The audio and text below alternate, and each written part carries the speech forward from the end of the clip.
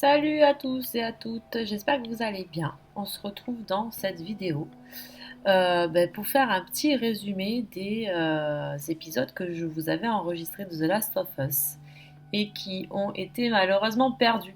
Donc j'en suis navrée, mais c'est vraiment une erreur technique. Je peux vraiment pas refaire le jeu parce que j'avais vraiment bien avancé.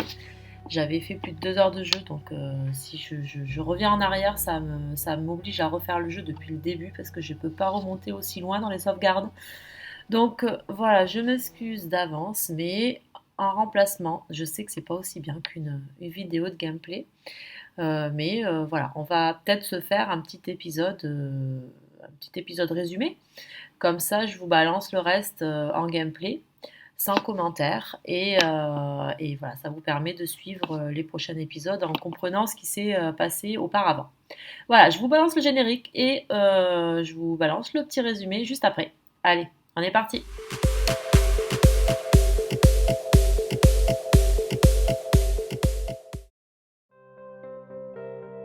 Dans l'épisode précédent, on devait amener Ellie jusqu'au Capitole où devait nous attendre un groupe de lucioles.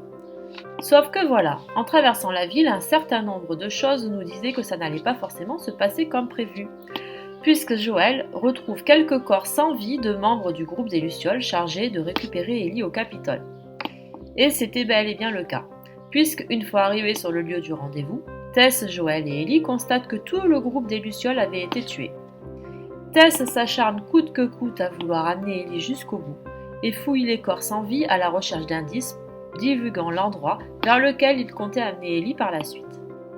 Joël ne comprend pas de suite pourquoi Tess s'obstine autant à vouloir à tout prix amener cette petite plus loin, et celle-ci finit par lui avouer qu'elle s'était fait mordre 1 heure plus tôt et que l'infection se propageait très rapidement. Elle demande à Joël de terminer cette mission et insiste pour protéger Ellie, puisqu'elle est la clé pour trouver le vaccin. Néanmoins, Tommy aurait un lien avec les Lucioles et serait capable de nous aider à trouver des infos sur l'endroit où devait être amenée Ellie. Pour cela, Joël décide de se rendre chez une connaissance à lui, au nom de Bill, qui aurait une dette envers lui.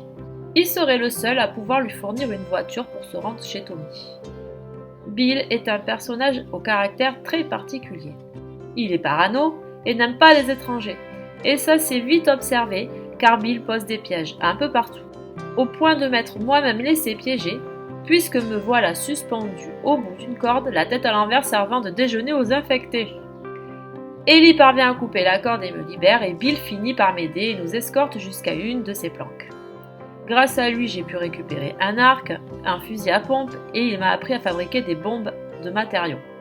Ellie prend de plus en plus de caractère, ce qui donne des échanges assez drôles entre elle et Bill. Joël demande à Bill de lui réparer une voiture pour l'aider à quitter la ville. Mais pour cela, il faudra se rendre près d'une université remplie d'infectés pour récupérer une batterie. Sur la route, j'ai rencontré un nouveau type d'infectés, les colosses, plus costauds, plus grands, qui nous tuent instantanément s'ils nous chopent et qui balancent des bombes de sport. Malheureusement, le plan ne se déroule pas comme prévu puisque la fameuse batterie a déjà été prise par quelqu'un d'autre, mais Bill prétend qu'un homme au nom de Frank en serait le responsable. Direction donc le repère de Frank, que l'on retrouve pendu après avoir été mordu. On finit donc par retrouver cette fameuse batterie installée sur une voiture toute prête dans le garage de Frank. Et nous voilà fin prêts à continuer l'aventure. Bon, durant ces 2 heures de jeu, on voit que depuis la disparition de Tess, la relation entre Joël et Ellie évolue doucement. Ils ont plus d'échanges, Ellie s'excuse même pour la disparition de Tess, et on voit qu'il y a davantage d'entraide entre elle et Joël. On sent qu'une complicité entre les deux personnages est en train de naître de façon super naturelle. Voilà les amis, j'espère que vous m'en voudrez pas trop pour cet épisode en résumé.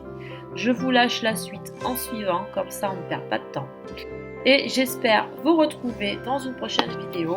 N'hésitez pas à liker, à partager et vous abonner à ma chaîne parce que c'est vraiment comme ça que vous pouvez me soutenir. Et puis on se dit à très bientôt dans une nouvelle vidéo. Sur ce, portez-vous bien et à très vite. Salut!